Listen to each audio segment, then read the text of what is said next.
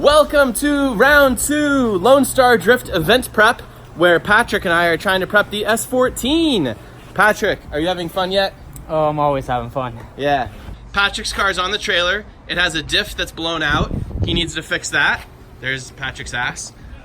We have to load my truck and trailer still. On the S14, we were having a bunch of problems. One, we had a broken, this is not the broken one, we had a broken V-band somewhere. The V-band on the exhaust fell apart and was not, the V-band fell apart because the transmission fell out of the car and was being held in by one bolt, and the car was making a really bad noise, like a clickety noise at the last event, which we thought was an axle. Mark was like, nah, it's not an axle, it's a transmission.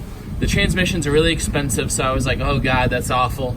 Because it's a T56, and it has like a mild build to it. I don't know what that means on this one. Maybe some fancy synchros, or I don't know. Probably meant it blew up at some point and they had to replace it or fix it. So Patrick just changed out that V-band right there with a new one. New to us. Just tightened up all those bolts and put new bolts in. And then there was a horrible clickety sound from the drivetrain. I was gonna say, Patrick, why don't you start it back up, Patrick? Do we? Oh, I came. Yeah, come on. Do it so you can at least hear the clicking that we were dealing with, and then I'll explain everything. All right. All right, make the noise.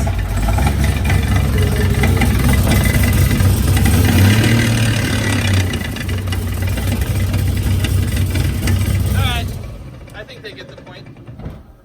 Okay, so the car is making a terrible noise, and we sat there, and anywhere you looked, it sounded like the noise was coming from that area. So we checked the drive shaft and the U-joints, and then we checked the axles, and then we checked the diff. When we pulled the diff cover open, the diff, I'll just show you, ring gear pieces came out. So we just took these out of the drain plug. So that's the clicky noises. The pinion gear and the ring gear are clattering because they're missing some teeth. So as it turns, it misses a tooth and then hits the next tooth really hard, which is this one's missing, so its little brother is getting a beating. And then there were a bunch of other chunks. And I bet there's a bunch of chunks like lying in the bottom as well. So we're about to pull out this diff. I have way too many 240SX parts, including entire extra 240s everywhere. That's the 1J one I got recently. This is the LS1 one. Boop. And I have the S13s over here, true in mine. Anyways, I'm just showing you all of our junk. So now going over here, Patrick and I robbed one of my spare diffs. I robbed myself. I hadn't seen this diff in forever, so we didn't know what it was. So we opened it up, and it is a welded diff. And since I don't ever remember if this is S13 or S14 pieces, we're gonna drop that one and then see what it is. You can tell the difference because they have different front holes and a different back hole. What happens if it's an S13 one? If it's an S13 one, you just swap the covers, if I remember correctly, and then you do something with these. We'll cross that bridge when we get there, Patrick. I think it's like a spacer or something like that. I don't know. It's a whole lot of we just bolt it back together and ignore it. No, we'll figure it out. And then the other problem, is these are 6 bolts. And how many were the other ones? 5 bolts or something? 6. I mean, they were spread out evenly though. Oh, okay. So we have to pull the axle stubs out of this one and put the axle stubs from the other one in. And if you've never done this, I should be like a tech person. When this thing is like in there really hard, you simply put a pry bar against this, and then you hit it right, here, show them where they hit it with a hammer. You hit it like right there. Yeah, you hit it right in this area with a hammer, and then it pops out. About halfway, and then you can hit the rest with a hammer. It takes like 10 hits to get it out with a hammer, and then you're good to go. Boink. All right, and that's the little piece you're getting it by, is that little should be a little tiny ring in there that acts like a C-clip in other axles. And we're gonna go get lunch or dinner. I think it's dinner time. Look how fucking dirty he is. You're disgusting, Patrick. The car is covered in shit. Don't we have to do the exact same thing for your diff too? Yeah. Okay, so we actually need to find another diff because we don't have enough. And he immediately asked if he could have the one out of my other cars, and I said no. So I have a we'll have to find- VLSD, but I don't want to chance it with that. I need it welded. Yeah. And we haven't even touched loading the trailer yet. That's not as difficult as fixing the car. Okay. This is a fantastic car, by the way. It is such a good drift car. It's a great drift car mostly because it doesn't have a body kit to really fall off. It might not be the prettiest thing, but it's wide body, so all my tires and wheels and all that stuff fit underneath it easily, which means I can get a 265 front and rear. Ooh, that's something interesting about this car. People ask me all the time about the steering setup, and it is Techno Toy lowers. I don't remember what kind it had before, but it broke them. But if you look at this with 265s on it, oh wait, why is there play in this, Patrick? New tie rods, outer tie rods. Okay, well let's get some tonight. So that's what it looks like with a 265 35 18. Might be rubbing a little bit, but it's not rubbing too badly. All right, let's look at this angle. Oh, it's definitely rubbing here. I need to spray some black paint on that and then kind of pay attention to how much it's rubbing. And if it is rubbing, we'll just simply hit this back with a hammer more to try and create more clearance. And the reason why you don't want the tire to rub is because when you go to lock, it's gonna spin the car out and you're gonna have a bad time because you're gonna spin out because this tire is going to decelerate a bunch. But that's what a 265 looks like up front. And one of the reasons I use 265s on the front is because I use this as a camera car a lot. And when using it as a camera car, it's nice to have a big tire up front because I have lots of steering and I don't have to drive the car on the rear end because most of the time you drive a drift car on the rear end. What else is there to say? It has a dent in it. This is what it looks like when someone smashes you with a bash bar and it cuts a hole in the side of your drift car. That's kind of funny.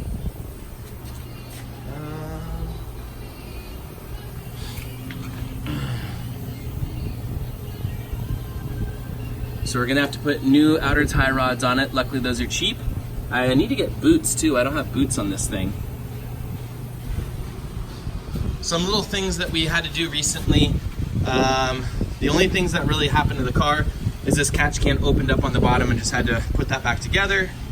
And I added this because I was destroying air filters because this tire just slings stuff directly at it, especially in deep water and stuff. It just trashes this. So this is nice having a little bag over it. Just realized I can show you from right here. Oh, it looks like we have plenty of clearance right there. It's only in the back of the fender. And obviously when the tire is on the ground, or the car's on the ground, it's gonna act a bit differently. So yeah, that's all clean. So we're gonna have to hammer that back quite a bit right there. Patrick, make a note. We need to hammer these fenders in. Air hammer. Air hammer? No, just a big hammer. Air hammer. Not an air hammer. That's what I use. All right. Is there anything else that we need right now? We need to make a list. And we need to get that diff in tonight too. Diff and outer tie rods. Yep. Maybe just replace the whole thing. Okay, and I think it is dinner time. Let's go. We need to move this so we can let the door down. Easy, hold on.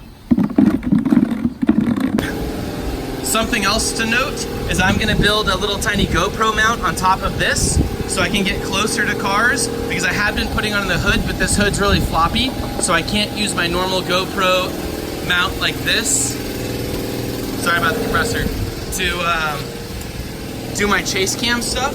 So I'm gonna get a roll bar mount, GoPro attachment, maybe just cut this right there, and I'll remove and take my bumper on and off to go get those shots. Yeah. Look at this craftsmanship. This was messed up pretty badly, so Mark made this recently. Might have been in one of the videos, I forget now. It's important to fix your car before the events, so you don't have to fix your car at the event. Unique cars at the shop right now. Huge turbo Civic with the battery mounted to the splitter. With dual wastegates and exhaust. My car just keeps getting parts robbed off of it. Wah, wah, wah. Corvette has not made any progress recently. We've been busy. We had Five Guys, so not very good for us, but it tasted good. I ate as many peanuts as I was allowed. Full. And now it is back to the stupid car that's broken. And also his car, which is also broken. You know what the difficult part is too, is like we still have 4 days to procrastinate or 3 days to procrastinate. Telling myself is it's going to be worth it. Yeah. That's a difficult part. Boop. All right, what's your plan? My plan is to blow all the sawdust out and then Get working? pull that diff out. Put this diff in, put those axles in. Yeah. Okay, go, work. That's it. Can clean up the oil spill. Yeah. Yeah, that was top of your priority. Oil Top spill. of it. As much as you do, but you're still gonna have to deal with me making fun of you your entire life if the amount of time you have that convertible. You're gonna have to deal with getting beat in street legal by a convertible Mustang. That will never happen. That will happen every round. I will drink a quart of gear oil if you beat me in a convertible Mustang. I have this on video. You're gonna have to do it. You're gonna die. Alright, Patrick is right now taking the diff out, which requires him getting dirty and not me.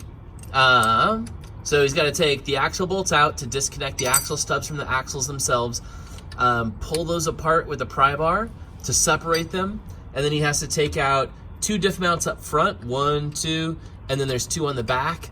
So there's 4 bolts holding the diff in, and then approximately 6 axle bolts on each side, and then he gets to drop it on himself and crush himself. If I show up to the shop in a convertible Mustang, you guys are gonna be psyched. I'm gonna punch you in the face. And then make fun of you as you drive off into the night in your convertible Mustang. And then when I beat you in street league, you have to drink a quart of oil. You know that would just kill him, right? We can't actually hold him to that because he'll die. You could take like a sip. A 1 tablespoon. He would survive a tablespoon. Alright, we gotta come up with a better bet. Let's just say if Ryan beats you, whoever wins gets to watch the other guy at round 2 drink a teaspoon of 80-90. Fuck no, I'll never do that. So bad. Holy Patrick, you're gonna be here for hours at this rate. Yeah. I see people change these things at the track in 15 minutes. How do why they don't do you it? call those guys? I know. I don't know their names though. If I show up with a convertible my Mustang, God. you change the diff in it You're also. such a douche. Okay. There's my trusty little LED light. Ryan, you better not show up to the shop in a convertible Mustang. I'm gonna be so mad, dude. I'm gonna hit the suit up right now and be like, yo, let's meet up. Patrick is now about an hour into Oh, you missed the part where I had to... differential and chill. Yeah, I had to miss the part where I had to hammer the fucking... Like where the No. spare tire goes just to get to the nuts for this thing. We heard you hitting the car, and I was a little concerned, but I didn't want to come back and see what was going on. Yeah. So this is the good one? Yeah. All right. Look at him clean. This is amazing. I've never seen Patrick clean something before. Look at his hands, how dirty they are. Okay, so looks like we lucked out. This looks like an S14 diff to an S14 diff, which means all we gotta do is pop these little guys over. Correct, Patrick? Yeah. And then we're done. Probably these little spacer boys right there too. Otherwise, the S13s have a different hole right there, and it's a little bit different. I should take, look at how dirty this thing is. This is the broken one, right? That's disgusting. Let's open this thing up and see what it looks like, Patrick. We're gonna see what this thing looks like inside. I'm betting it's pretty good. I mean, like, it's pristine on the outside. Yeah, no, this thing is good. It's kind of crazy how dirty it is. Look at this. Like, that's all tire dust, by the way. That's probably like $10,000 of tire dust. You might be underselling it. Yeah, it might be more. All right, that one's not happy. We use nothing but the highest quality impact. All right, little guy, come on.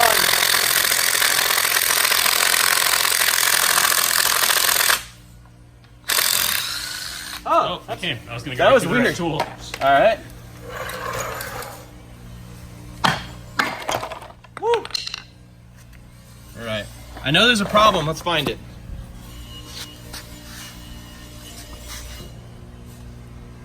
It got grabby. All right, we'll go the other way. I can't see anything. Sorry, light over let's here. put the light over here. Everything looks good so far. Oh, I see a piece. Where do you see a piece? Yeah, but inside. Oh, is it getting caught on that? Yeah, it's jamming up on the bottom. It's right there. Where's the pry bar? Oh, that gear oil You don't smell. love gear oil smell? No, I don't. It's not my favorite. I think it's jamming up on the pinion, actually.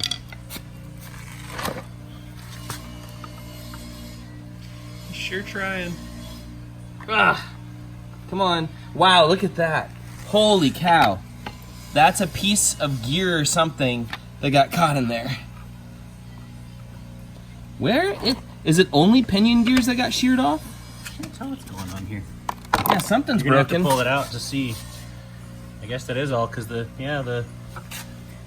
ring is good.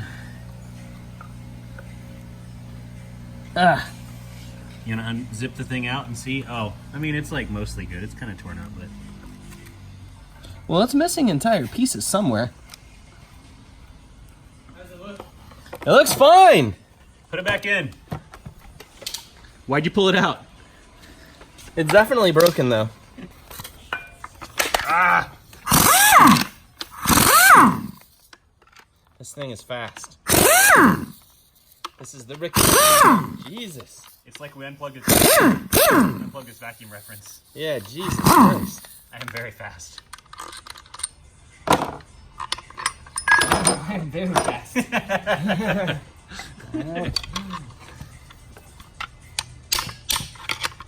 Oh yeah.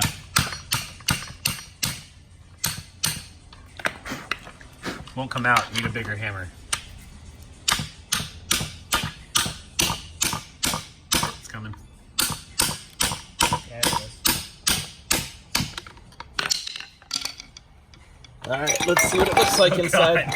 It's fine. It's all. Oh, we have some carnage. I'm finding the pieces. I'm thinking it's the pinion that's broken. Oh my God.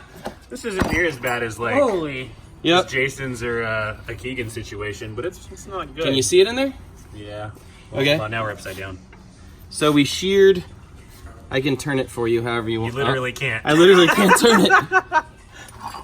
There we go. There. All right, that's good. So this is called the pinion gear, and this is the ring gear. And what's amazing is the ring gear, if I slide my fingers around, it's pretty much undamaged all around. Like there's some little burrs right on the edges, but the faces on both sides all the way around are perfect.